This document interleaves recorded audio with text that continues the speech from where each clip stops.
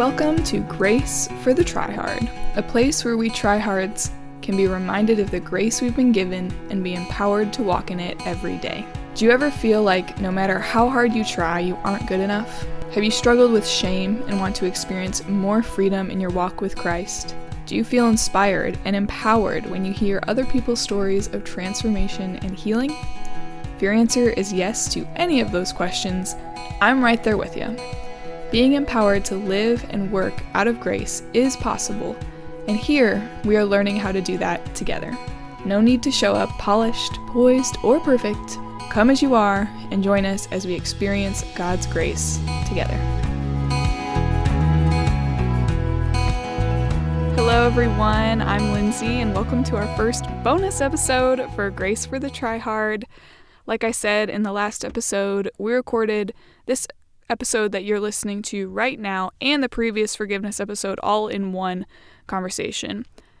I decided to break it up into two just so it's more digestible to listen to. So in this episode, you're going to hear about Kovenant and Gabe's weeks. You're going to hear about the Barbie movie. We talk a little bit about that and our thoughts about it. You're going to hear about old tech, VHSs and VCRs. If you don't know what that is, then you should definitely listen because we explain what that is to you. And the meat of this episode is Kovenant and Gabe sharing their stories. So they share about their life, they share where they've come from and how they've become the people that they are today, and just things in their life that have impacted them. So it's a fun, light episode for you to get to know Kovenant and Gabe more, and you will probably laugh at least a little bit because we laugh a lot in this episode. So without further ado, let's get into the episode.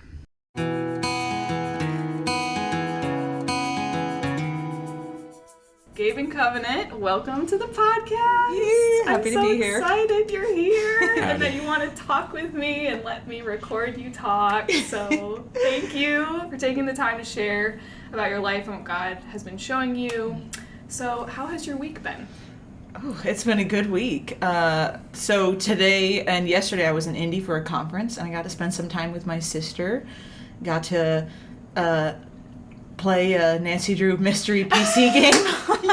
It was a nostalgia tour and really loved that. Didn't solve it, but the two of us together, we brought some different knowledge and instincts to bear, so we made some good headway. So, Do you have like a CD-ROM thing? Well, they used to come in CD-ROMs, but nobody has a disk drive in their laptop anymore, so we did the digital download. Nice. And it only costs $10 now, so for the old games. Wow. So. I used to play like a Barbie game and a Mulan game that I really loved. There was this great Barbie computer game where you were on a horse. And it has like this great like clopping. Yes. Oh, I loved that one. I remember. I wonder if it's going to come back with the Barbie movie. Like people are going to start playing that. That would be cool. Yes. Or Missed they'll make new opportunity. ones. Yeah. Did you see that? The Barbie movie? Uh-huh. Yes. Loved it. I loved it too. Yeah. So good. It's a movie I would have waited in the theater for the next showing. Yeah. To just watch it again probably. Seriously. Yeah, there was a lot to unpack. I feel like everybody got something a little different out of it. Yeah, it was special. Yeah. Like I think it's going to be an iconic movie. Yeah. Like, I hope so.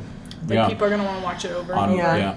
Greta Gerwig, the director, I don't know, director or producer, director? Yeah, writer. Writer. She is so thoughtful and has something like not quite like pop culture to say all the time. Like it's a feminist movie in some ways, but she also like I thought had some really profound commentary through the movie about like how men in our society may feel like also emasculated and how like women could do a better job like being kind of like a team. Yeah. So I don't know. I think there was something for everyone.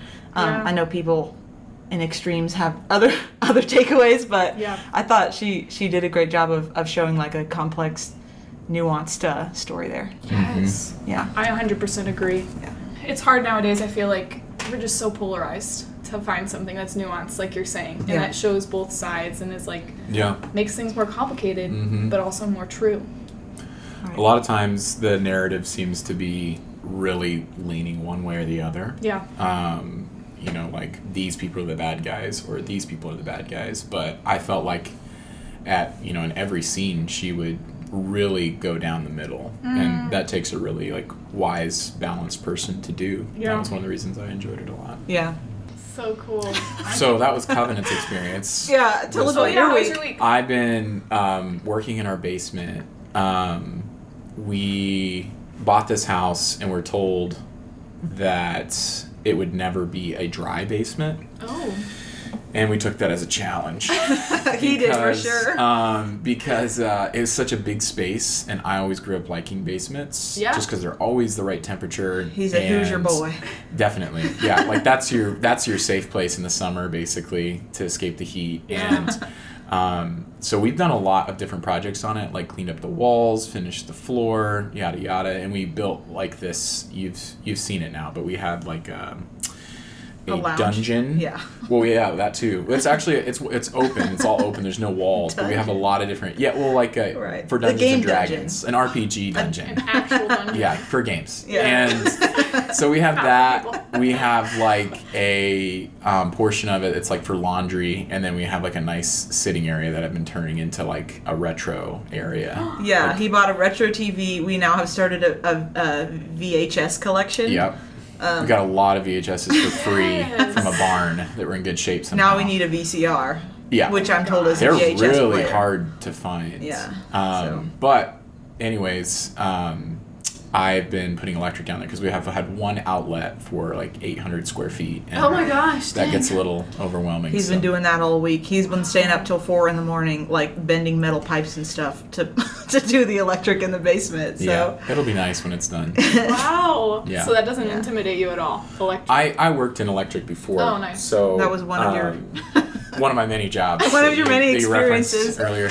I love that, yeah, because I know tons of people that are in some areas handier than me, but because I have that experience, I don't have like that irrational fear that a lot of people have. He had me praying earlier this week. He was like, Covenant, I'm gonna mess with the electric panel, and that's the most dangerous part of this, but it's gonna be okay.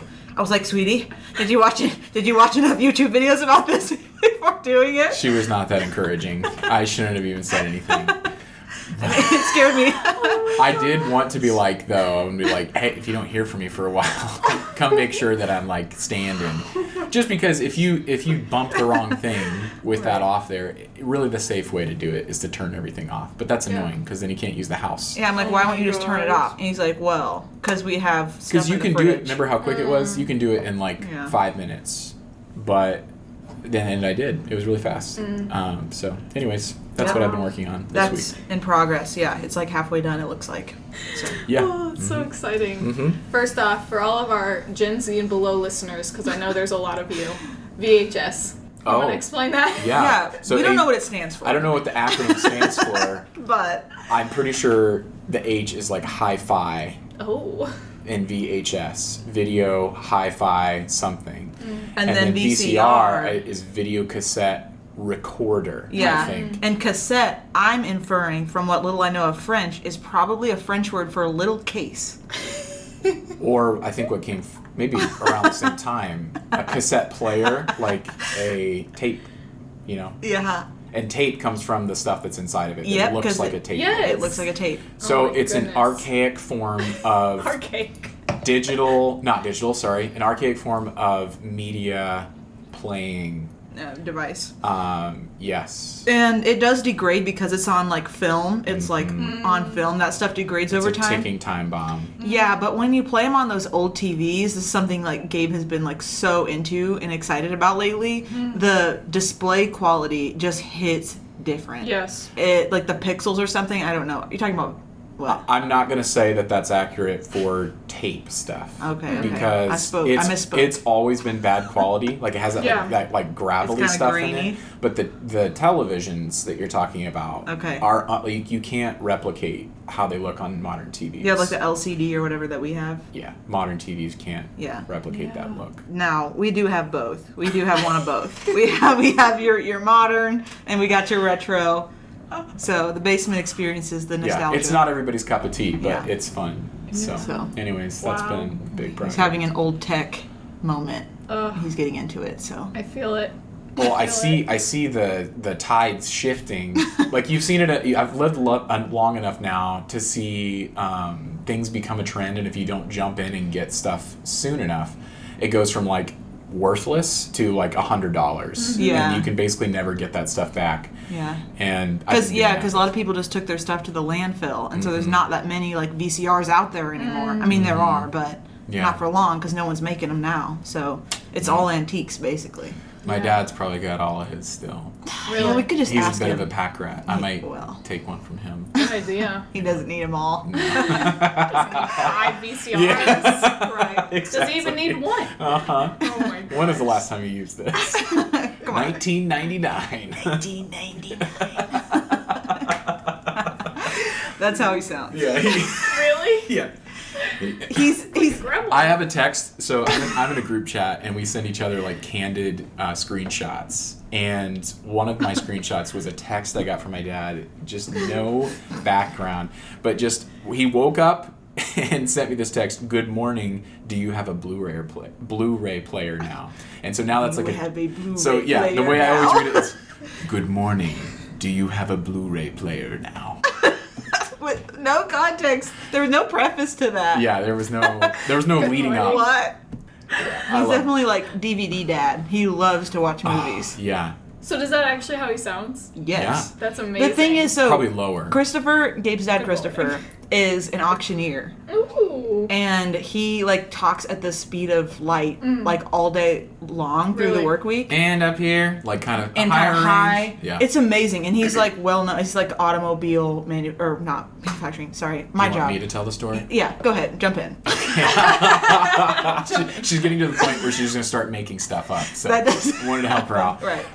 He is an automobile auctioneer. Yeah. He has been, I think, my whole life. And what she was saying, which is a great context. Yeah. He's like performing. It's a very performative, like in a He's good way. kind job. of like entertaining The on more stage. entertaining you are, the more likely you are to get sales. Yeah, you can whip up energy and get people excited. It's really fun. Yeah. I don't know if archaic would be the right word for It's how, old school. how It's like a old. weird industry, kind of. That'd be a cool thing to look into. Yeah. But because he's so high energy and like loud and fast when he's at home, like not on the clock, he talks very slowly. The guy Really? likes to wind down with Yes. a good DVD. With And a good DVD. it's like he's seen like every action movie that's ever been I made. grew up every Friday, because that's when his work week would stop. He'd come home and be like, "Want to go to the library?" Wait, really? Yeah, and we'd jump in the van and go get stuff from the library, and he would get like 4 or 5 VHSs or DVDs. So great. And yeah, that's why I have a huge like movie catalog of things Yeah. that I've seen. His is way bigger than mine. Yeah. Probably like Crazy 100 catalog. times. Wow. Yeah, so. Oh my gosh. I Yeah. want to meet him. I want to talk to him. Yeah. Gabe's parents are iconic. He's one of the most charming men I think I've ever He's met. such a sweetie. Yeah, he's Yeah. he's a great guy. I love my dad. Just so slow and low. Just so good. He just melts. Except when he's on the sometimes. clock. When he's on the clock, I don't know, He's ripping them up, tearing them up. Speedy Gonzalez. It's probably like a little, I feel like as a kid, were you just like in shock? Like when you saw him work and then you came home? I honestly didn't get a lot of exposure to him working because he travels for work. So we grew up in northern Indiana, and almost all of his sales were in Michigan or Chicago. And so he would, just to get to a sale, could be like a 4-hour drive. And he often would stay there during the week. And so he would be gone on like Tuesday mornings till like Thursday evenings. And then he'd have another sale on Friday. But so I only really went to one of his sales, I think, when I was a kid. And then I went to another sale with him when I was like in my early 20s. So I didn't get to see it very much. So you only knew him as slow and low dad. Really, yeah. Wow. I mean, no, because He's also active, dads too. are really great at goofing around, playing around. Yeah. And so when I was a young kid, my mom is not, she's the slow and low. Like my dad is like, let's have fun, let's go bike riding, let's go swimming, let's go mess around in the woods. A lot of as a kid. recreation for Christopher. Yeah, but still like talking like what she was He has a motorcycle. replicating. Yeah. Yeah. He would be extreme sports dad if it weren't for my mom, because my mom is like reading Nook mom. Yeah. Front porch swing mom. He would be speedboat dad, but she's like pontoon or maybe even ritzier than that. But definitely no lower than pontoon. Yeah. Yeah. I feel like we're going back to the Barbie movie of like Oh, yeah. Ski boat dad. Oh, yeah. Pontoon mom. Yeah, let's find that balance, folks. Yeah. Yep. Yeah. He did all like the here's how you ride a bike, here's how you roller skate, here's how you do all this stuff. I'll teach our kids how to roller skate because I love to roller skate. But Gabe, you can teach them like how to run. She was never taught how to run, folks. For those who don't know, Jessica Rodriguez, now Holcomb, and my husband Gabe Liby once gave me a running lesson in my suburban sidewalk neighborhood. She used to run like she had extra joints. Or... Is it like a Phoebe buffet run? I've not seen that. Oh my gosh. It seems like it would be, though. It's like she's kind of lanky and weird. Yeah. That's pretty close. Yeah. Except more like gyrating on Torso. the top half of her body. Like going like kind of a horizontal direction. Yeah, like for some reason you would really swing the top part and then like your legs are way too like ploppy. Yeah. I'm somebody who like usually like if I'm in shape, my core is the strongest part of me and my legs are the weakest. So I don't have a lot of like like I'll even find sometimes if I'm like mowing the yard, I'm like I'm actually not even like pushing with my legs. I'm just like leaning forward. Like use your legs, Covenant. So think of like a brick column with spaghetti noodles. Right. Is basically you. Yeah. For sure. You're doing a great job of describing what this running looked like. Yes. People can't see me try to imitate it. Yeah. I'm very metaphorical as a person. Yeah. So. Yeah, no, it's really good. It's a talent. Yeah. We'll watch the Phoebe running after this. Oh, yeah. Good. If you guys have a question, Google or YouTube Phoebe Buffet friends running, and you'll find it. Yeah, that's me. Oh, wow. I'm already laughing so much. This is so fun.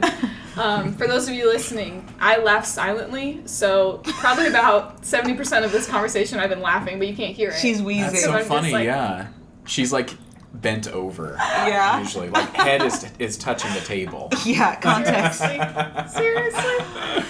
Woo! Okay. This is the best opener we've done yet. So Wow. Way to go, guys. Way to go. Okay. So do you want to share we talked about your dad. Yeah. Maybe we'll get your dad on the podcast sometime. Oh. You would love that. And we would love that. I would love a podcast just of my dad. Talking to him talking in his radio voice. Today we're trying the blueberry donut from Krispy Kreme. That's what it would be. That's what it would be. Oh my gosh. I couldn't do it, but I want to do it. Okay. We're calling him up. Oh my gosh, seriously? Okay. We'll have to tell him to listen to this. Yes.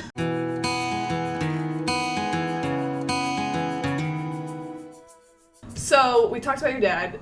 Do you guys want to share a little bit just about yourself, about your life? Mm-hmm. Just some, high moments, low moments, just to, I guess, kind of pick people up where Covenant and Gabe today are. Where we are. Oh, by the way, they're married. We're married, folks. We are married. They're taken. It's worth it. They're both taken. Do you want me to talk first, or do you want to talk first? Sure, but don't be Try to keep it long-winded. quick? Yeah. Okay, I'll try to be quick. So, my parents love each other very much. They got married and had their first kid like 2 days after their wedding. So, my mom was like, yes. Oh, okay. My mom was 19. My dad was 22. They were very young. My mom had just gotten saved, and my dad was like not sure about God yet. And they got saved into like the UPC, United Pentecostal Church in Louisiana, where my mom was stationed in the Air Force. Oh. Yeah. So kind of like a rocky start. They were my mom especially had kind of a dysfunctional home. My dad had more of like a steady, stable home. But anyway, they loved each other a lot. They were like high school sweethearts, and they went on to have 10 kids. And they still love each other to this day. Very happy marriage. They're not perfect at all. There's definitely like every couple grows together and there's growing pains. And I feel like my experience with my parents at least was like I saw them laughing together. I saw them like going for walks together. They would like have a date night and have like our older sister babysit us. So, and like my dad did work often in the summers especially. He's a golf professional. So he like I didn't even know that. Yeah, he like managed the municipal like city golf course. And in the summertime that's like an 80-hour-a-week job. Wow. So the only time I got to see my dad for like for what felt like, when you're a kid things feel like kind of more dramatic than they are. I think it felt like we only saw him for like golf practice. Which, because like and that was also his way of like making sure he had access to us and time with us. Yeah. Was like, I will say, actually, sorry, I kind of misspoke there because I'm now having memories. Like, my parents did a really good job of, like, waking us all up early so that, like, before my dad went to work, we could have breakfast together and he would read the Bible. Oh my god. In the mornings. Yeah, and then All in 10 the of you. evening, at that time it would have been like 6. 5 or 6 and then growing to 10, yes. Yeah. But so, like, that's kind of why I'm a morning person because we always woke up early to have that time together. And then my dad would be gone, like, he would have to leave like 7:30 or something. And then he would get back at like 9 p.m. But when it wasn't the summertime, we would also, like, in the evenings after dinner, read the Bible again. Oh, wow. Like, they were really... I mean, I don't think it's like that anymore. I'm getting long-winded. I just want to interject here. Yeah. Are you talking about yourself? Or...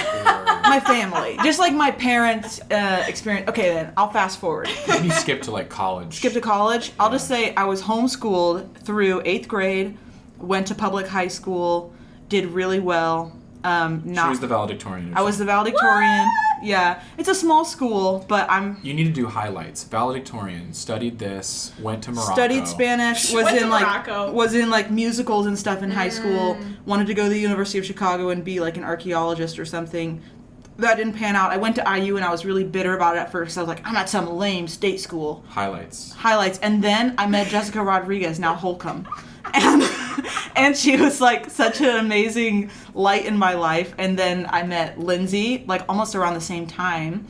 And we started doing these like little Bible study prayer things at my dorm and wherever we were met. RAs together. We were RAs together, that's right. Yep. Right, You aren't even to our marriage yet. aren't even to the marriage. In college, I kind of had like a dark night of faith time, but then pulled it together. I still had deep issues with like going to a church because I didn't cover this earlier.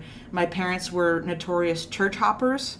For everything they did right, we like never stayed at a church longer than a year. It seemed like I literally went to like more than 30 churches growing up. Wow. Yeah. So I had deep issues with like connecting and staying in a community. So Gabe and I dated briefly when I was in high school. We broke up, but I was like, how can this be? Like, he's the best person I've ever met. We were very young. She was 16 years old. Yeah. That's but it was how like it could be. Yeah, that's how it could be. Right person, wrong time. But so we split up and dated other people and stuff.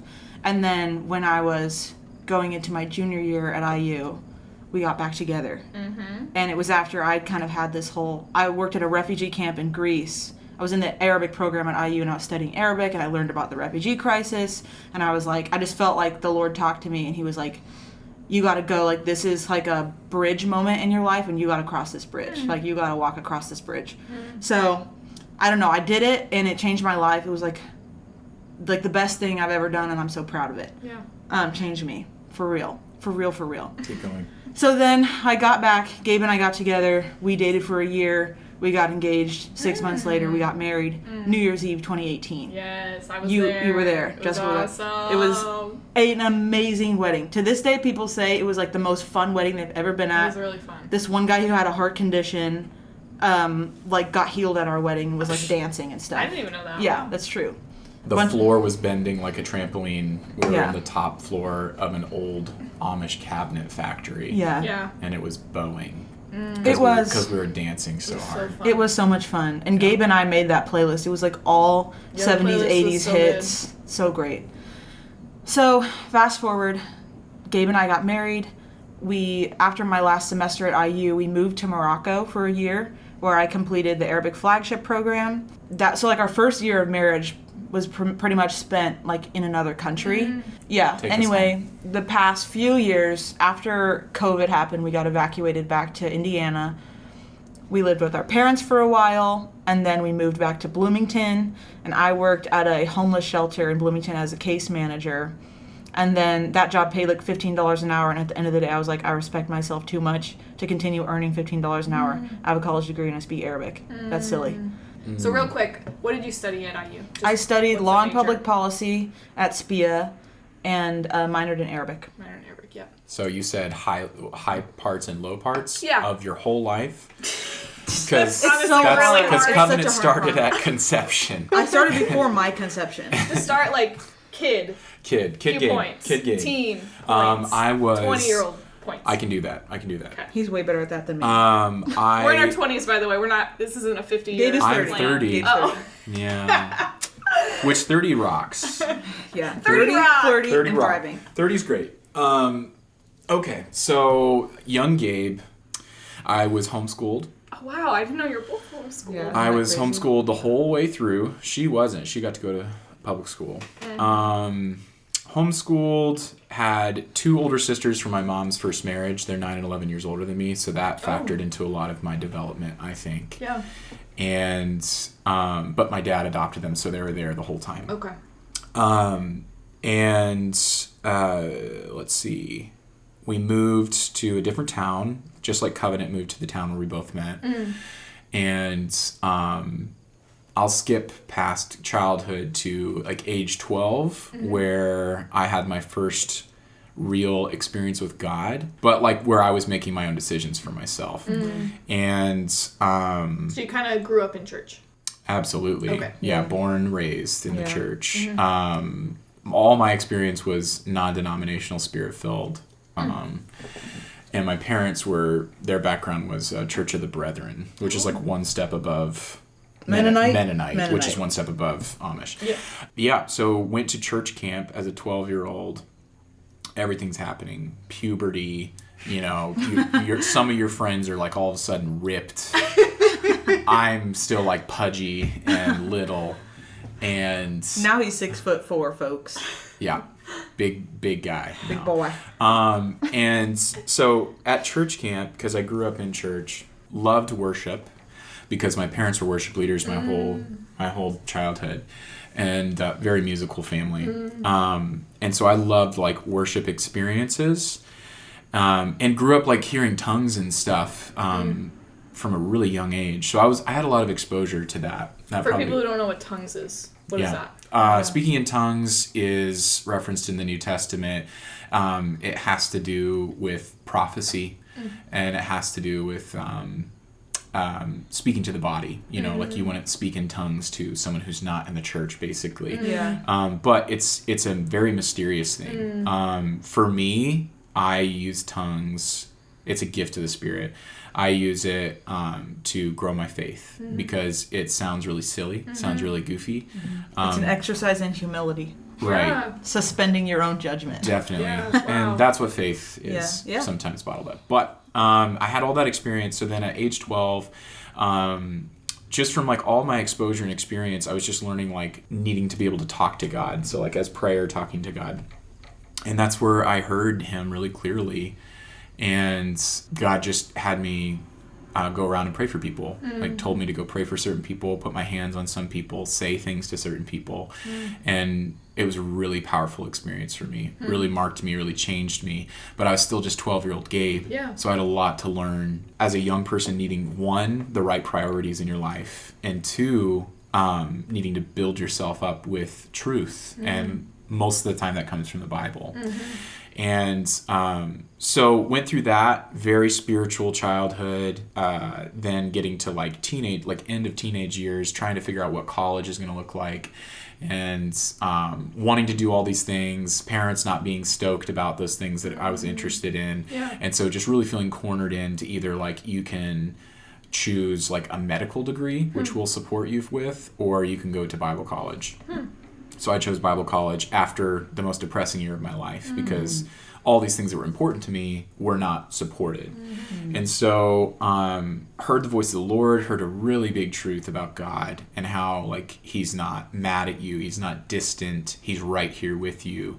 And that just broke off so many lies that was causing such a bad year of depression. And then I went to IHOP, International House of Prayer University in Kansas City, and I did that for a year and some change.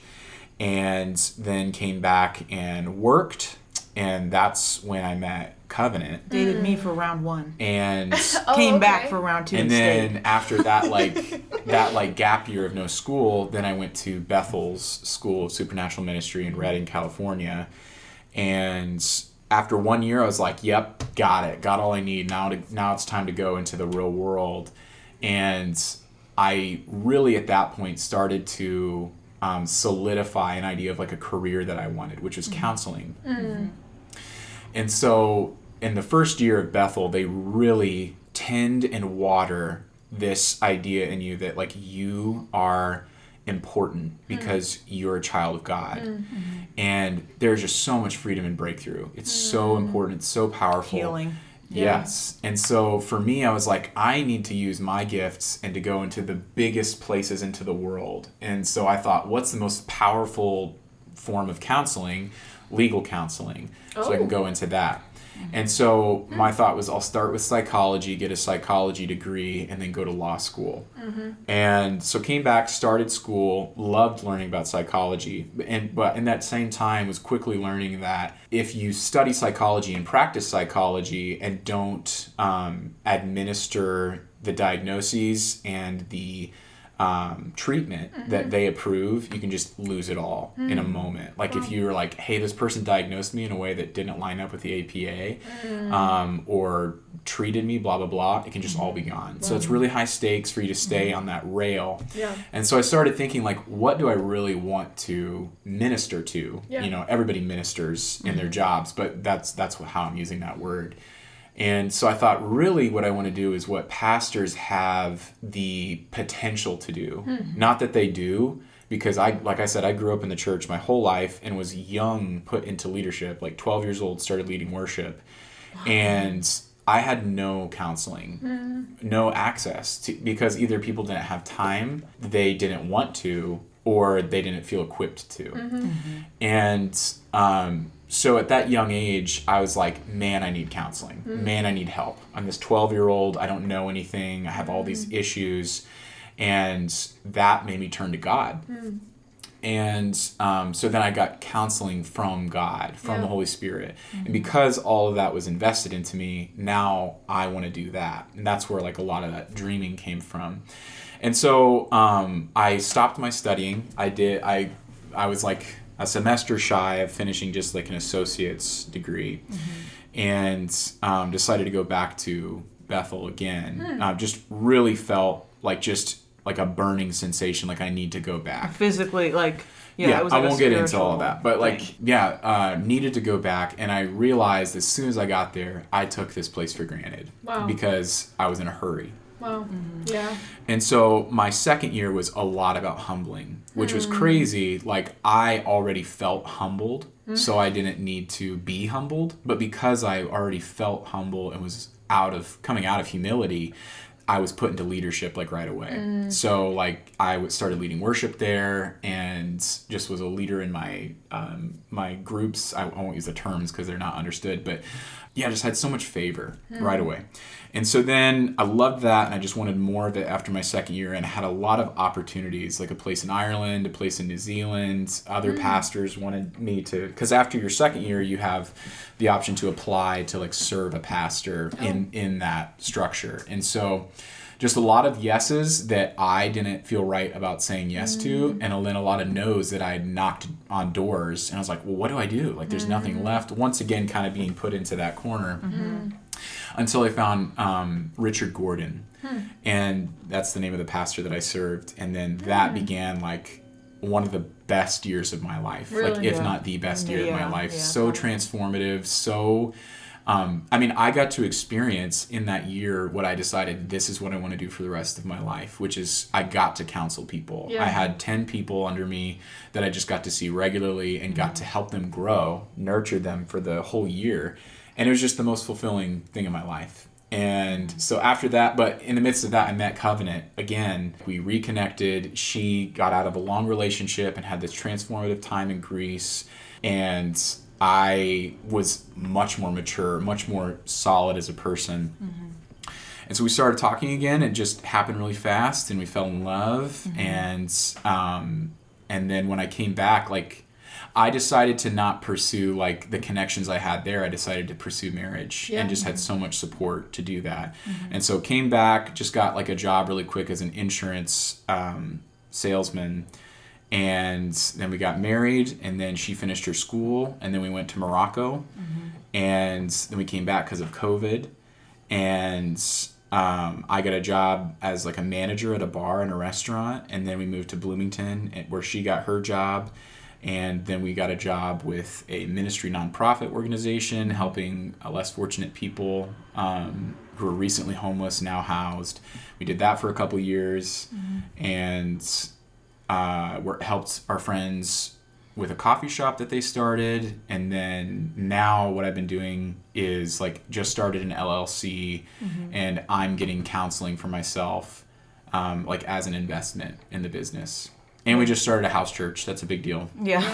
Yeah. A lot of new stuff. This year has been really huge. A lot of different things, a lot of new things. So Just so good. I love hearing people's stories. It's so encouraging, and it connects people, I think. Because I've struggled throughout my life with feeling alone. Like, I'm the only one who thinks this way. I'm the only one who feels this way. And when some people talk about, like you saying you were backed into a corner, and then God just shows up and is like, this is the person you're supposed to be with. Like, and like be under and stuff. And I felt that too. Like, oh, you know, nothing's working out the way I thought it was going to work out. And am I going to have a job? Am I going to find what I want to do? And then it's like, here it is. It's right here, you know? So, Wow. Yeah, really cool.